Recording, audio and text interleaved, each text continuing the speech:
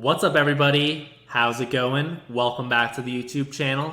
If you're new here, my name is Bailey Canning. I'm an independent digital marketing strategist, and on today's video, I'm going to show you why and how I use Webflow to optimize all my client websites for site speed so that they load super fast and can support and enable any marketing goal we have in terms of how we're using the website to generate more traffic online, generate leads, all that type of stuff. Webflow handles so many things automatically out of the box when it comes to site speed optimization that you really don't need to do a whole lot, but I am still going to run you through a couple of the key areas you should focus on to make sure that your website loads super fast. Now, before I get into all that, let's first take a step back and explain why site speed is important in the first place. So I'm sure as a consumer of the internet, we're all online these days, that when you come across a website that takes forever to load, you are very likely to exit out and maybe you'll try to reload it, but otherwise, if the site is not loading fast, then you're probably going to bounce and never come back. And that is why it is super important to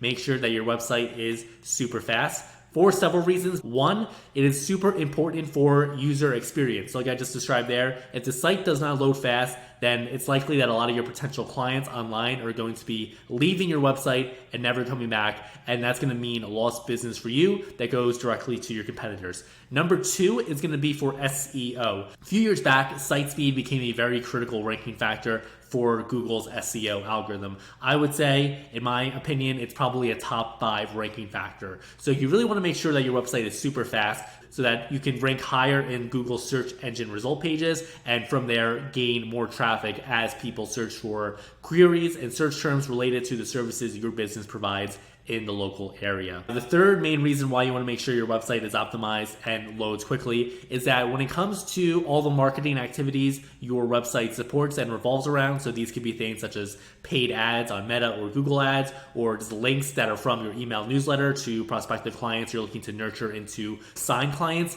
If it does not load quickly, that's all going to impact your conversion rates on those different marketing channels. So maybe you have really great ad creative on Meta ads and you finally got someone to click on one of those ads, even though there's a ton of other engaging content they could have clicked on. However, if it then takes 4 or 5 seconds for that page to load, then they're probably going to hit that X button and they're never going to come back. And meanwhile, you spent money to have them click on the ad, but because it just wasn't optimized for site speed, then you really didn't get any value out of it. So now I'm on the Webflow website and I wanted to bring to attention the hosting nature of websites. So obviously there's a lot that goes into websites in terms of building them, but one of the things you can't get around is hosting. And this is one of the main reasons why Webflow is so good in terms of site speed and why you don't need to do a whole lot of optimization once your site is built, is because it is hosted through AWS or Amazon Web Services, which is the best hosting service in the business at the moment. You also get a bunch of other great features. So you get 99% uptime, you get a global CDN, which is very important for site speed as well. With a global CDN, your site is hosted throughout various different servers across the world. So whether someone's going to be in France or America or Peru, your website is going to be near a server near them. This is going to make loading the site faster globally. And also worth mentioning, this is all natively built in, so you really don't even need to set up the hosting at all. All you need to do is say publish to your website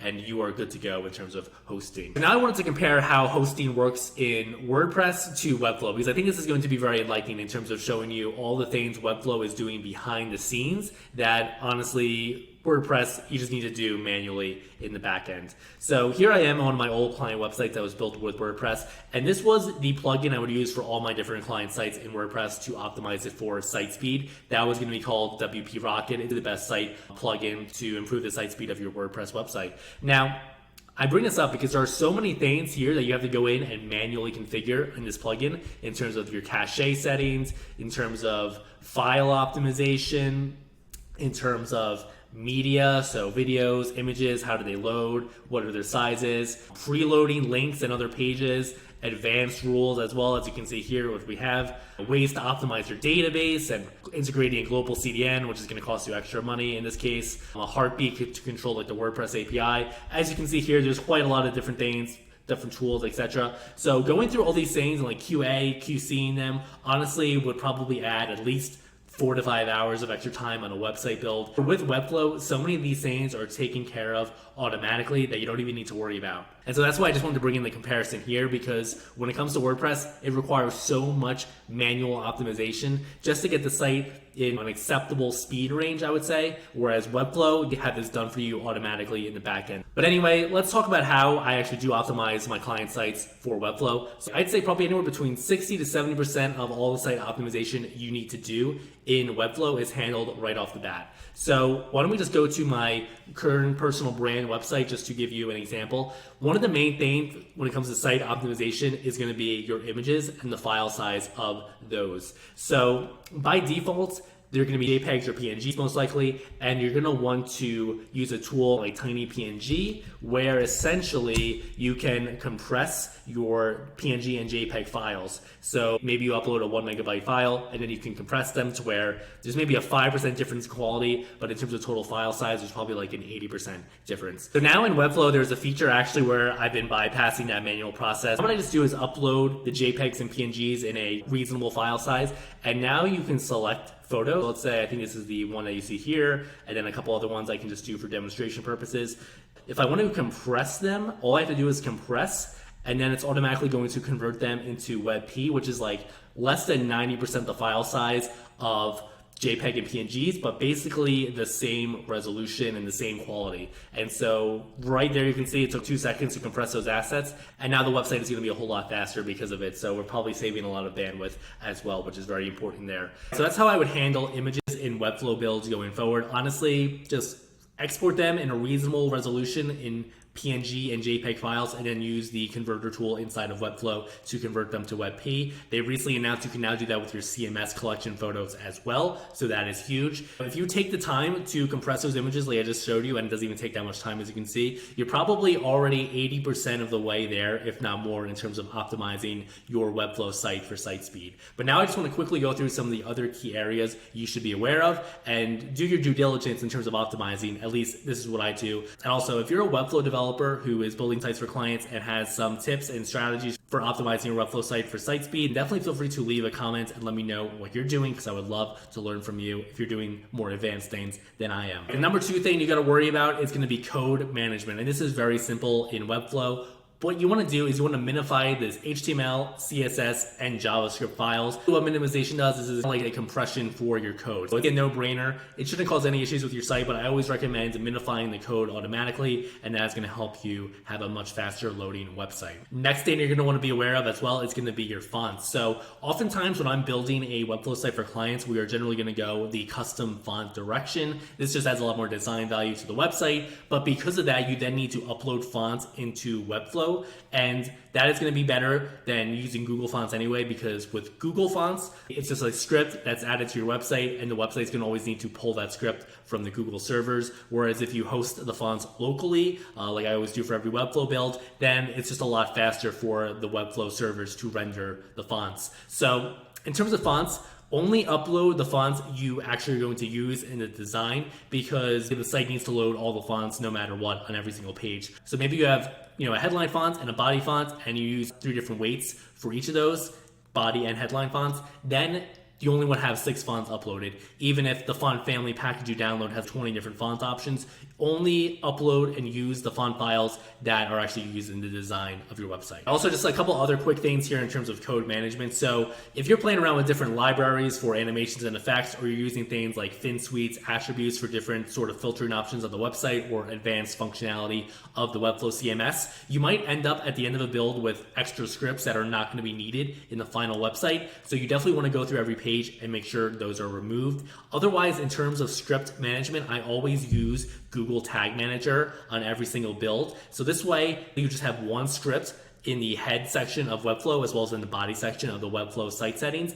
And then all of your scripts are managed inside of Google Tag Manager. So it just keeps things much more organized. You can pause scripts without, deleting them. And honestly, I just recommend that for every single site build, because just makes it a lot more easier to organize your scripts and make sure everything's accounted for, and you're only actually having the scripts you need on the website. As you probably figured out by now, the less scripts you have on the website, the faster the website will load. When it comes to file formats, use SVGs whenever possible. So these are going to be scalable vector graphics. Number one, they're usually like 5% of the size that a PNG or JPEG file would be. They're generally only used though for illustrations or icons or logos of the company logo, but also they're going to be a lot sharper looking, and they're also going to be like 95% less in terms of file load size. So whenever possible, use SVGs in the design because that's going to help you save a lot of bandwidth as well. Now, on one thing you want to do at the conclusion of a website build as well in Webflow is you're going to want to clean up any unused interactions or other effects in the Webflow designer. So this is just something they always recommend at the conclusion of the build, is just to clean up any of those unused interactions,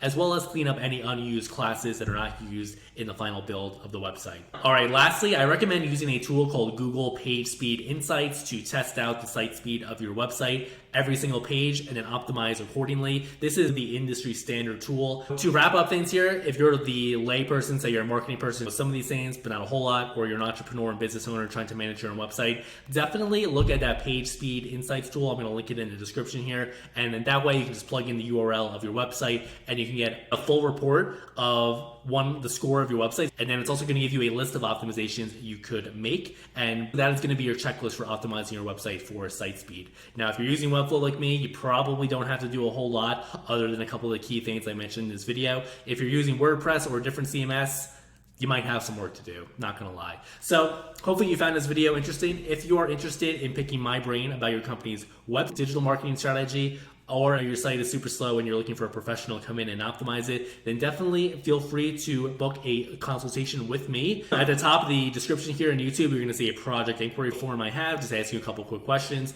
If we're well qualified to work together, you can book time directly on my calendar. If not, and if your situation requires a bit of a manual review, I will do that and reach back out to you in 1 to 2 business days to set up a very casual intro call to learn more about your company, its website, and its current marketing strategies, and what your sales goals ultimately are, so that I can provide you with my best advice possible in terms of advice on how to achieve those goals online. All right, everybody, hope you got some value out of this video. Honestly, if you're looking to optimize your site for site speed, just going the Webflow route is going to get you like 75% of the way there off the bat. If you have any questions or comments, leave them in the comments. I'll get back to you. Until further ado, subscribe to my channel. I'm putting out more videos all about Webflow websites, marketing, sales, lead gen, branding, all that type of stuff. And I will see you in the next one.